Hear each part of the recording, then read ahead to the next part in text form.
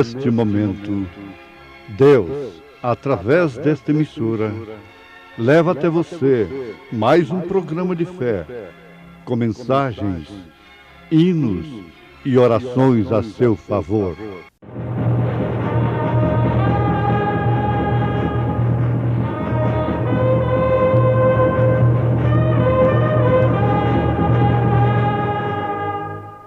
Fé para vencer.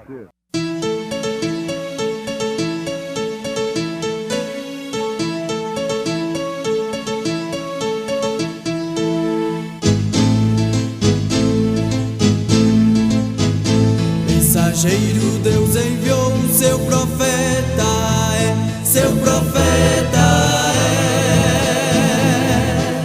é. Este som de alarido retumbando está, retumbando está. E as águias de Deus, e as águias de Deus já voando estão, já voando estão. Brana foi seu nome e Deus foi com ele, e Deus foi com ele. E a coluna de fogo sempre lhe seguiu, sempre lhe seguiu. A palavra ele pregou, a palavra ele pregou, com fidelidade, com fidelidade. Faze-me reconhecer, Senhor, o meu fim, e a medida dos meus dias qual é, para que eu sinta quanto sou frágil, quando tudo estiver sobre o altar. Faça-me, Senhor, reconhecer os meus próprios erros.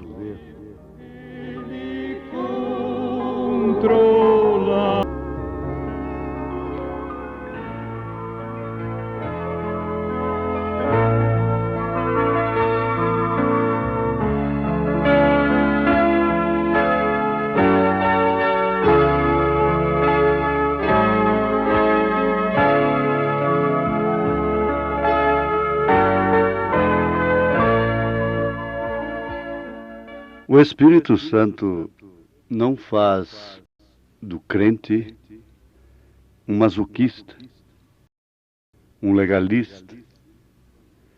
O Espírito Santo de Deus não é um espírito religioso,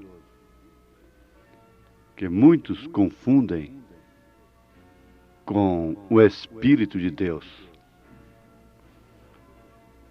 Agora, meus ouvintes, vamos pensar um pouquinho juntos aqui. De acordo com o tempo que nós estamos vivendo, que ninguém discute, ninguém discorda, que são os últimos dias.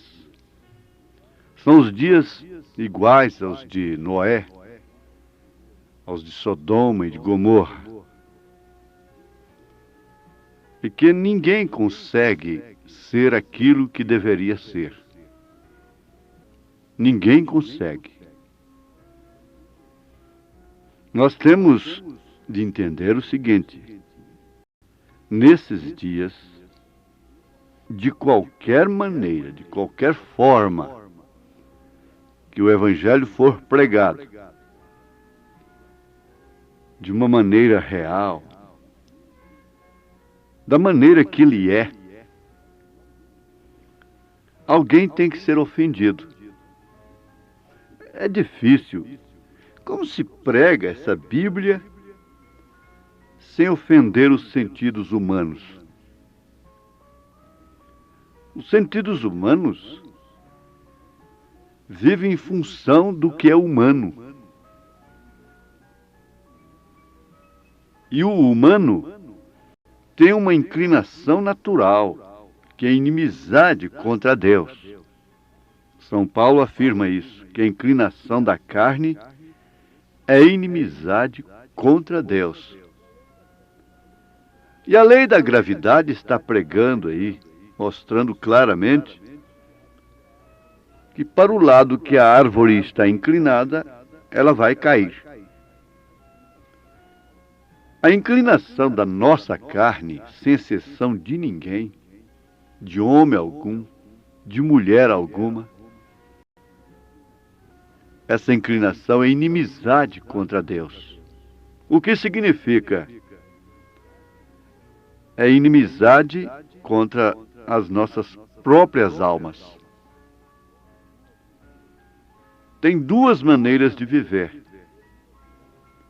Viver em função da carne, do que é humano, buscar a Deus, orar, ir à igreja, ler a Bíblia, ser religioso, ser honesto, procurar até obedecer os mandamentos, mas tudo em benefício do que é humano. Isso ninguém pode contestar. O profeta de Deus para esta era disse: é difícil um homem ser usado por Deus como aquele. Nós tivemos grandes homens durante as eras. Moody, Finney, Billy Graham, Oral Roberts, Lutero, Columba, Martim, John Wesley e tantos outros. Na ala pentecostal, então, homens poderosos, de vida vivida mesmo.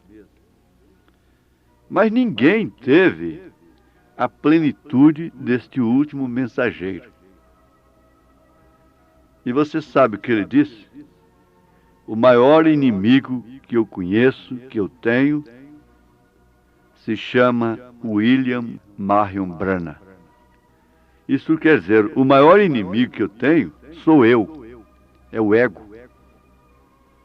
A minha carne. Os meus sentidos. Isto por quê? Estes sentidos vivem em função do que é humano. Em função da terra. Agora, há um sentido que luta contra todos os demais. Esse é o homem da máquina. É uma fé, não fé comum. Não fé que todos têm. É uma fé para viver ao contrário dos sentidos. Sem masoquismo, sem espírito religioso, sem fanatismo, sem radicalismo, sem liberalismo. Então, nós constatamos o seguinte: muita gente interpreta de uma forma muito errada, uma forma enganosa, o que nós pregamos. Nós não pregamos contra nenhum indivíduo, nenhuma pessoa. Nós pregamos contra sistemas e contra nós mesmos. O evangelho que não nos ofende não é o evangelho de nosso Senhor Jesus Cristo. Quando ele disse: entrai pela porta, porque espinhoso é o caminho que conduz à vida eterna, ele estava dizendo exatamente isso aí. Quando ele disse: no mundo tereis aflições, quando ele disse: os homens amaram mais as trevas do que a luz, porque as suas obras são más, quando ele disse através do apóstolo Paulo, na sua carta aos Hebreus, capítulo 12, que aquele que não aceita a correção não é filho, é bastardo. Ele disse através do Espírito Santo,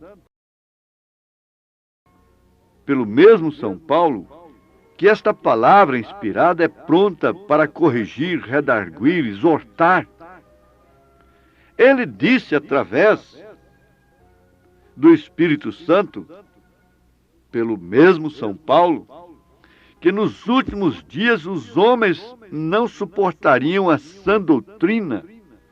Agora, nem por isso deixariam de ser religiosos.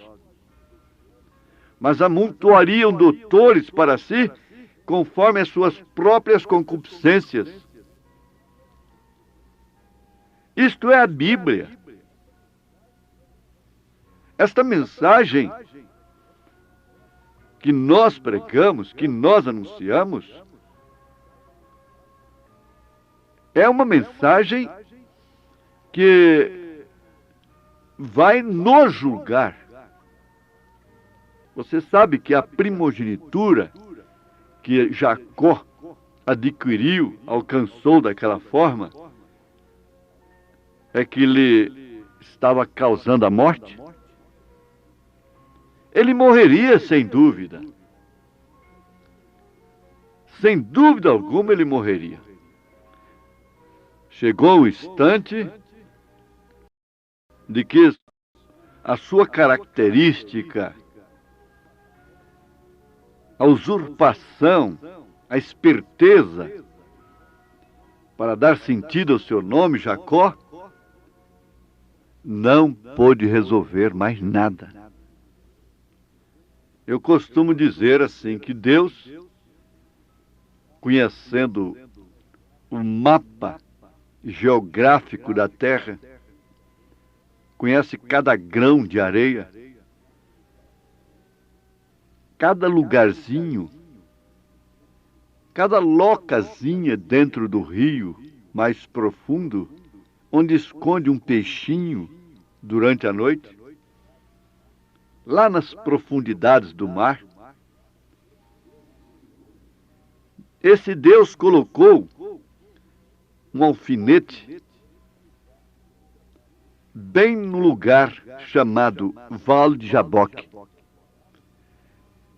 Em outras palavras, a Bíblia nos mostra isso, dizendo assim: olhe, Jacó, você pode dar suas voltas, pode usar as suas espertezas. Eu vou te esperar nesse lugarzinho aqui da terra. Você está vendo esse mapa aqui?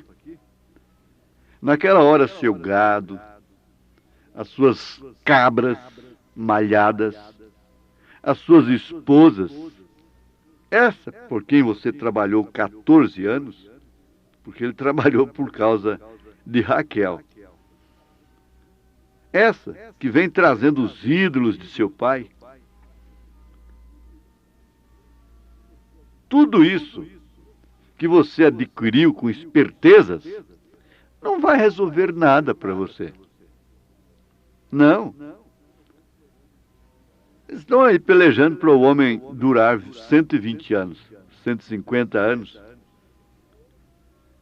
Ora, gente, já houve quem durou 965 anos e já morreu. Já morreu. Durou quase 1000 anos, mas já morreu.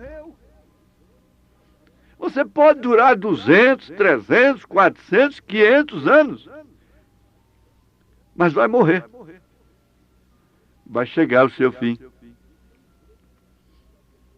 Não tem jeito, isso está decretado.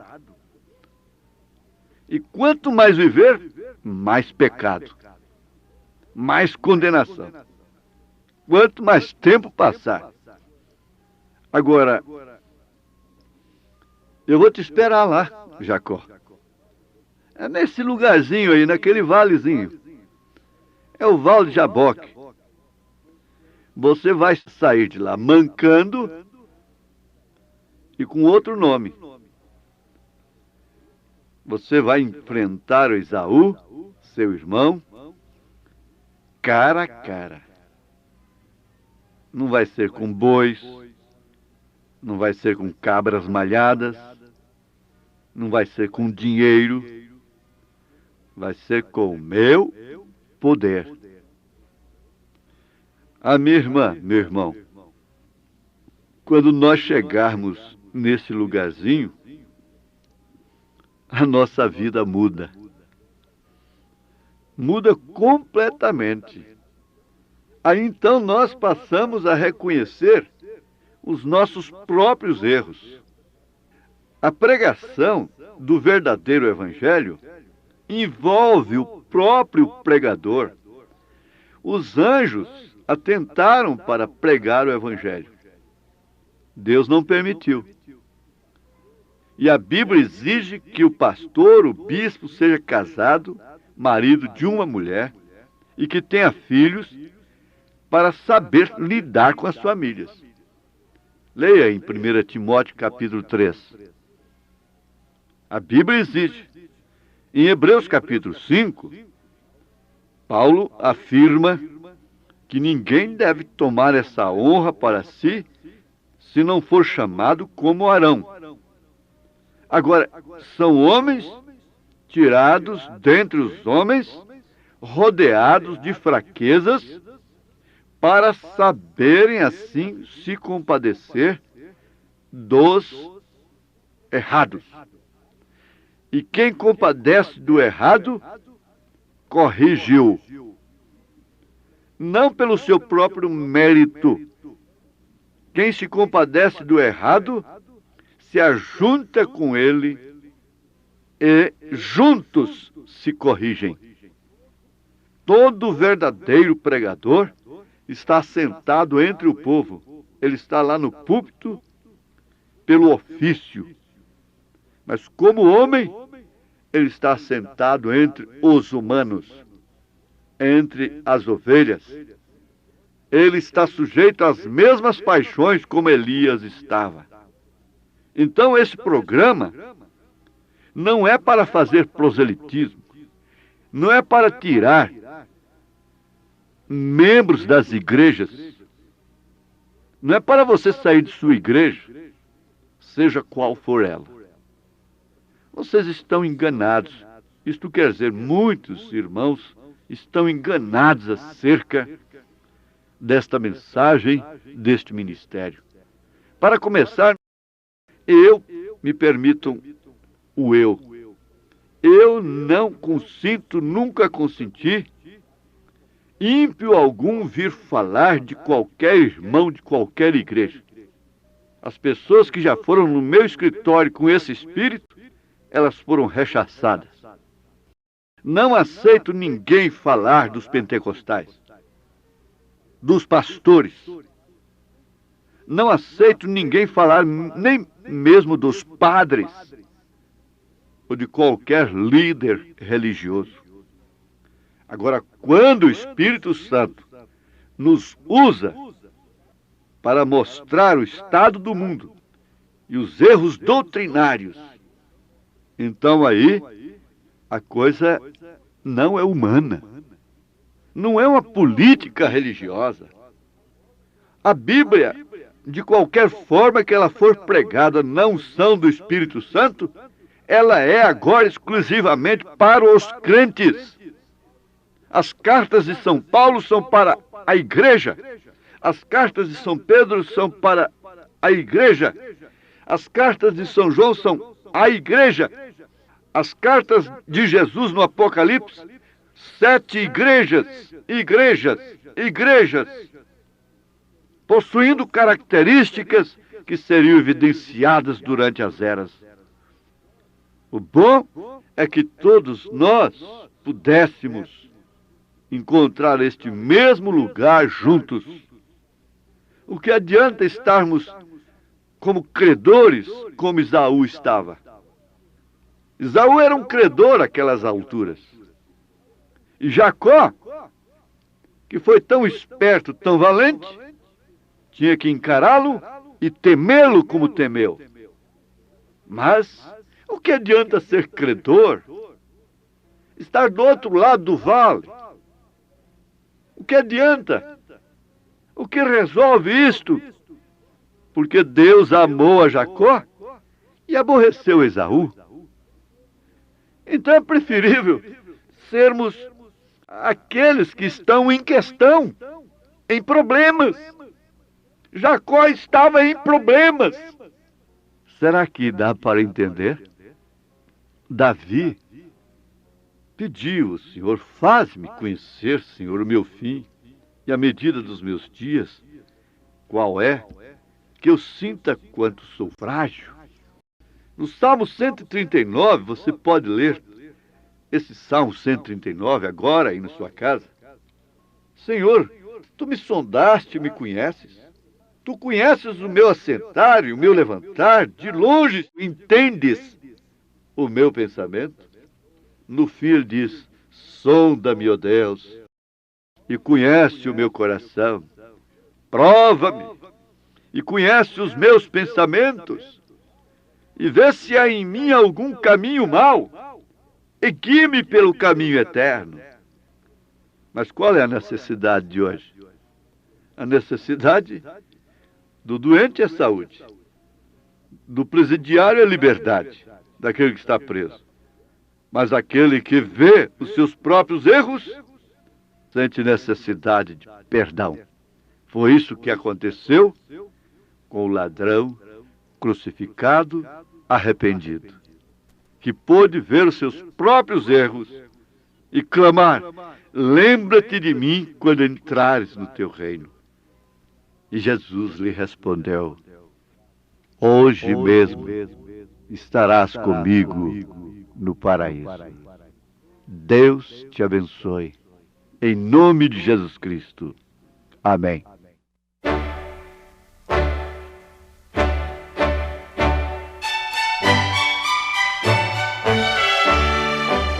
Ouvintes, escreva-nos pela caixa postal de número 15.020, 15020, CEP 74.501-970, Goiânia, Goiás.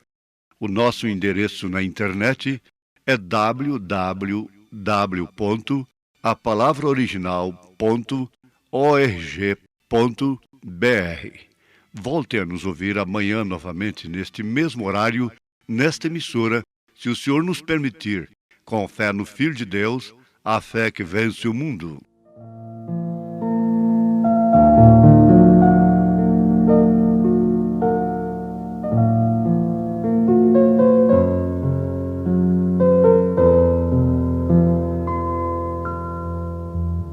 Senhor, eu sei que tu me sondas, sei também que me conheces. Se me assento ou me levanto, tu conheces meus pensamentos. Quer deitado ou quer andando, sabes todos os meus passos, sem que haja em mim palavras. Sei que em tudo me conheces, Senhor. Eu sei que tu me sondas, Senhor. Eu sei que tu me sondas, Senhor. Eu sei que tu me sondas, Senhor. Eu sei que tu me sondas.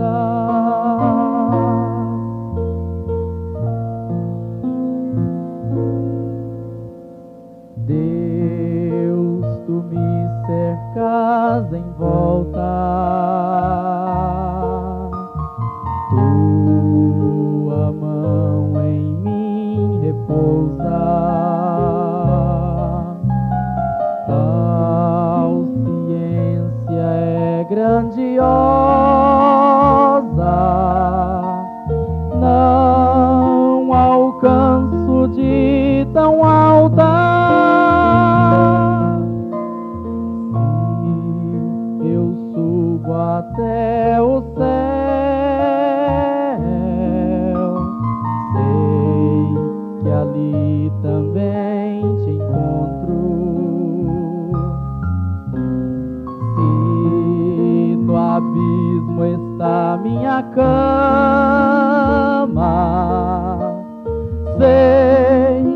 ali.